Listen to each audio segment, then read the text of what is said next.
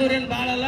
ಅದನ್ನು ಘೋಷಣೆ ಮಾಡಿ ರಾಜ್ಯ ಸರ್ಕಾರ ಮತ್ತು ನಮ್ಮ ಮುಖ್ಯಮಂತ್ರಿಗಳು ಮತ್ತು ಸಕ್ಕರೆ ಸಚಿವರು ಇವತ್ತು ಘೋಷಣೆ ಮಾಡಿ ರೈತರ ರೋಡ್ ಮೇಲೆ ಕೂತಿರ್ತಕ್ಕಂಥ ರೈತರನ್ನ ತಾವು ಎಬ್ಬಿಸ್ಬೇಕಂತ ಕಳಕಳಿಯಿಂದ ವಿನಂತಿ ಮಾಡಿಕೊಂಡು ನನ್ನ 2 ಮಾತು ಮುಗಿಸ್ತೀನಿ. ಜೈ ಹಿಂದ್, ಜೈ ಕರ್ನಾಟಕ.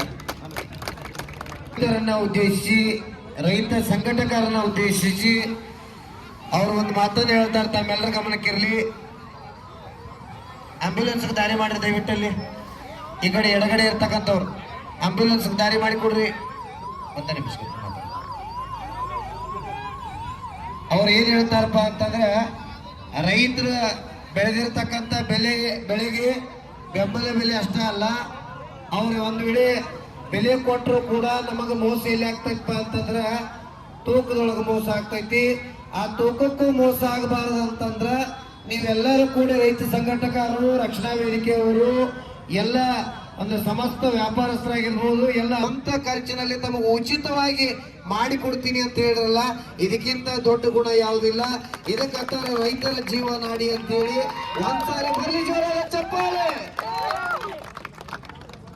ಇಲ್ಲಿ ನೋಡ್ರಿ, ಒಂದ್ ಸೆಕೆಂಡ್. ಬೇಡ ಗಪ್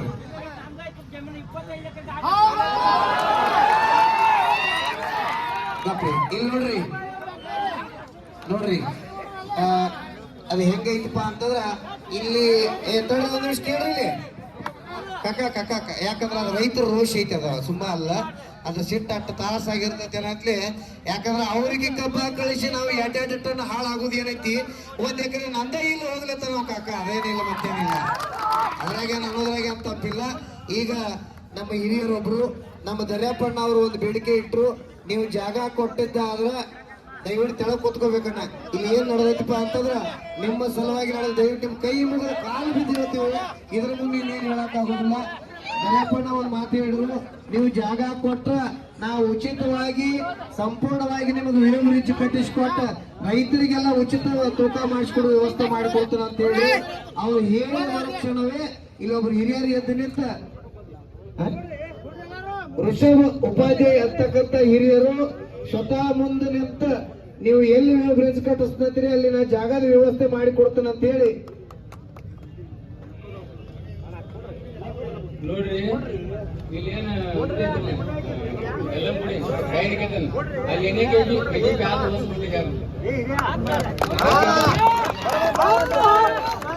ಇಲ್ಲಿ ಈಗ ಅವರು ನಂದಗಾಂವ್ ರೋಡ್ಗೆ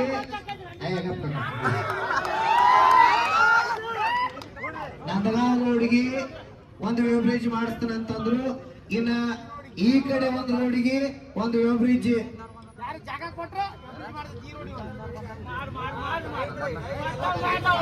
ಅವರ ಕಬ್ಬಿಗೆ ಅಷ್ಟೇ ಅಲ್ಲ, ದರ್ಯಾಪಣ್ಣ ಹೇಳ್ತಾ ಇರೋದು ಕಬ್ಬಿಗೆ ಅಷ್ಟೇ ಅಲ್ಲ, ಎಲ್ಲಾ ರೈತರ ಬೆಳೆಗಳಿಗೆ ಅವ್ರು ತೂಕ ಮಾಡಿಸ್ಕೊತಂದ್ರೆ ಸಂಪೂರ್ಣವಾಗಿ ಉಚಿತ ವೇವ್ ಬ್ರಿಡ್ಜ್ ಇರ್ತದೆ ಅಂತಕ್ಕಂಥ ಮಾತನ್ನ ಹೇಳಿದ್ರು. ಅವರಿಗೂ ಕೂಡ ಜಾಗ ಕೊಡ್ತೀನಿ ಅಂತೇಳಿ ಮುಂದೆ ಬಂದಿರ್ತಕ್ಕಂಥ ಅವ್ರ ಹೆಸರನ್ನ ತಾವು ನೋಂದು ಮಾಡ್ಕೊಂಡು ಅವ್ರ ಸಂಪರ್ಕ ನಂಬರ್ ರೈತ ಸಂಘದವ್ರು ತಗೋಬೇಕು. ಅವ್ರಿಗೆ ಮತ್ತೊಮ್ಮೆ ಮಗದೊಮ್ಮೆ ಸಾವಿರ ಸಾರಿ ರೈತರ ಕಷ್ಟಗಳಿಗೆ ಬಿಡಿಸಿರ್ತಕ್ಕಂಥ 2 ಹೃದಯಗಳಿಗೆ ಒಂದ್ಸಾರಿ ಸಭೆಯೊಳಗೆ ಕೈ ಎತ್ತಿ ಜೋರಾದ ಚಪ್ಪಾಳೆ ತಟ್ಟಿ ಅವರಿಗೆ ಅಭಿನಂದನೆ ಸಲ್ಲಿಸುವ ಜೊತೆಗೆ ಈಗ ಸತ್ಯಪ್ಪಣ್ಣ ಬಾಗೇನವರು ತಮ್ಮ ಅನಿಸಿಕೆ ಹಂಚ್ಕೋಬೇಕಂತ ವಿನಂತಿ.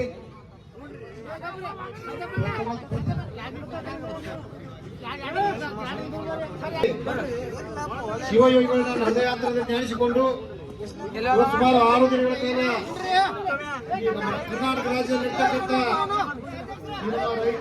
ಕರ್ನಾಟಕ ರಾಜ್ಯ ರೈತ ಸಂಘ ಹಾಗೂ ಹಸಿರು ಸೇನೆ ನೇತೃತ್ವದೊಳಗ ಇವತ್ತು ಕಬ್ಬಿನಿಗೆ ಬೆಲೆ ನಿಗದಿ ಮಾಡಬೇಕು ಅಂತಕ್ಕಂಥ ನಿಟ್ಟಿನೊಳಗೆ ಹೋರಾಟ ಮಾಡಿದ್ದಾರೆ.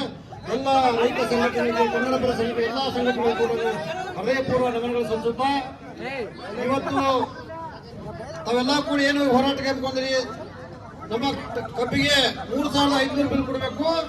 3,500 ಬಿಲ್ ಕೊಟ್ರೆ ಬರ್ತಕ್ಕಂಥ ನಿರ್ಮಾಣ ರೈತ ತನ್ನ ಬದುಕನ್ನ ನಡೆಸಕ್ ಸಾಧ್ಯ ಆಗ್ತದೆ ಅಂತಕ್ಕಂಥ ನಿಟ್ಟಿನೊಳಗ ಇವತ್ತು ಏನಾಗಿದಪ್ಪ ಅಂದ್ರ ಇವತ್ತು 3,000 ಬಿಲ್ ಕೊಡ್ತೀರಿ, 3,000 ಇವತ್ತು ಲೇಬರ್ ಪೇಮೆಂಟ್, ಅದ್ರ ಜೊತೆಗೆ ರಸಾಯನ ಗೊಬ್ಬರ ಕೂಡಿ ಅದ, ಅದಕ್ಕೂ ತೀರ್ನಂತ ಸ್ಥಿತಿ ಇವತ್ತು ನಿರ್ಮಾಣ ಆಗಿದೆ.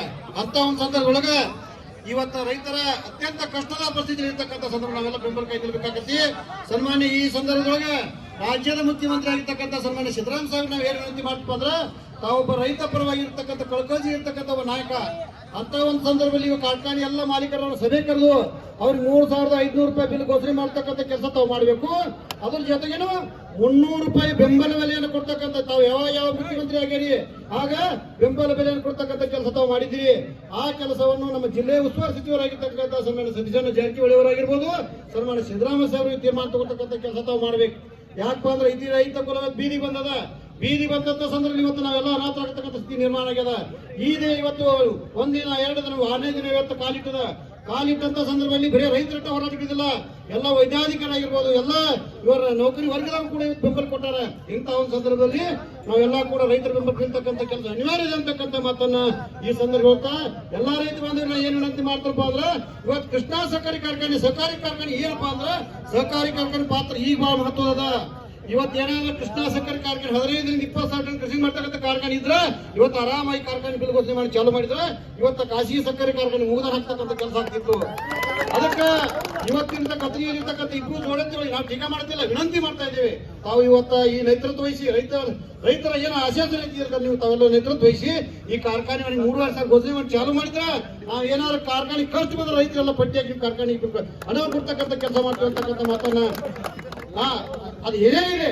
ಇವತ್ತ ಇಂಥ ಸಂದರ್ಭದೊಳಗೆ ಇದು ಶಾಸಕರು ಕೊಡಗ ಈ ಒಂದು ನೇತೃತ್ವ ವಹಿಸಿದ್ರ ಇದಕ್ಕೆ ಬಹುಶಃ ಕರ್ನಾಟಕ ರಾಜ್ಯಕ್ಕೆ ಒಂದು ಸಂದೇಶ ಕೊಟ್ಟಾಗತ್ತೆ ಅಂತಕ್ಕಂಥ ಮಾತನ್ನ ಈ ಸಂದರ್ಭ ಹೊತ್ತಾ ಬರುವಂತ ದಿನಮಾನದೊಳಗೆ ಎಲ್ಲ ರೈತರು ಅತ್ಯಂತ ಗಟ್ಟಿಯಾಗಿ ನಿಂತೊಂದಿಗೆ ಇಲ್ಲಿ ನಾವು ರೈತರ ಪರ ನಿಲ್ಲೋಣ.